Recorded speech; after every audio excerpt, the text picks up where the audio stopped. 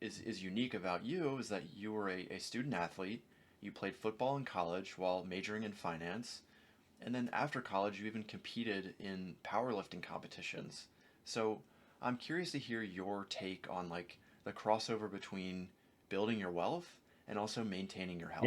Yeah. So I kind of look at it. There's like five pillars or main things that I think are just like identical parallels to being successful and building wealth, and also, you know, building your health and going in the right direction with your health. And the first one would be is just take stock of where you're at. So you got to know where you're at before you can get to where you're going, right?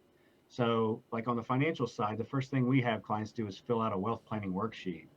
And, it's 6 pages long. We go through it with them. We're diving into everything in their financial lives. And, a lot of them mention, like, oh, it's kind of eye opening. Like, oh, I didn't know I spent this much there. Or, I didn't know I had this old 401k I just remembered. Or, oh man, that loan, I didn't know I was paying that interest rate on that. So, you got to know where you're at before you can make those changes and go forward. On the fitness side, people always ask me, how do I lose weight? Everybody wants to lose weight quick and this and that. And take stock of where you're at. I tell them, write down everything you eat during the week and how many times you work out and what type of workout you do.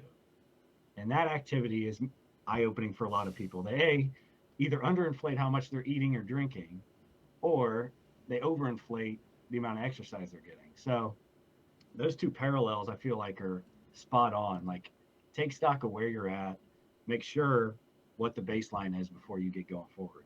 So, and then the next one would be, okay, you know where you're at. What are your goals? Where do you want to go? And, if it's, I want to have a 500-pound squat over here, okay, let's create a plan to get you to that 500-pound squat. You need to know what weights you got to hit every week. You don't just go in the gym and do random things and hope eventually you get to the 500-pound squat. Same way over here. I want to retire, be able to take $250,000 a year in income from my investments. That's my goal. Okay, let's get you a plan to get there. Then it goes into, okay, do I have the consistency and discipline to do these things?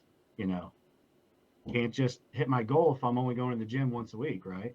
You know, 3, 4 days a week, maybe 5 days every week, week after week, right? You see that building on itself. Same thing with investing and financial planning. You can't throw $1,000 in the market and just leave it go and hope you're going to hit 2 million, right? Build that plan. You need that consistency and that follow through. You don't have to start. I think people get a little bit overwhelmed at setting goals like that. And if you just start small, it builds on itself. We always talk about compounding. Things compound, right? More workouts you have, that compounds. More money you put in monthly, compound, compound, compound. So that's number 3. 4, patience. It doesn't happen overnight. You don't turn into Arnold Schwarzenegger overnight, right? Years and years of lifting, whether your goal is running, you know, gaining muscle, losing weight, those things take time. You got to have patience. You got to stick to the plan, have patience. Same thing with investing. For someone like me, I got 25, 30 years, right? I'm playing the long game. Have that patience, follow your plan, stick to it. And the last thing, accountability and support. Um, when things get tough, sometimes if everything is on your own shoulders, it's tough to get through those. We always need somebody to lean on. Fitness over here, personal trainer, group of friends who work out together, things like that. You're going to have bad workouts, right? You're not going to hit your numbers. You're not going to hit your time running some days, but you got to be able to bounce back. Having that support to tell you, hey, no big deal. Let's get after it tomorrow. Forget this workout. Same thing on this side, like myself, you could hire a financial advisor. They're there to be your support and help you with accountability. Hey, here's your plan. Are we doing this? Let's review. Let's see how you're doing so far. Let's see your progress. And I think it's just amazing how much those things mesh together. And I'm passionate about both things. So, I help whoever I come across with both. But that's my 5 pillars to the fitness and finance mesh.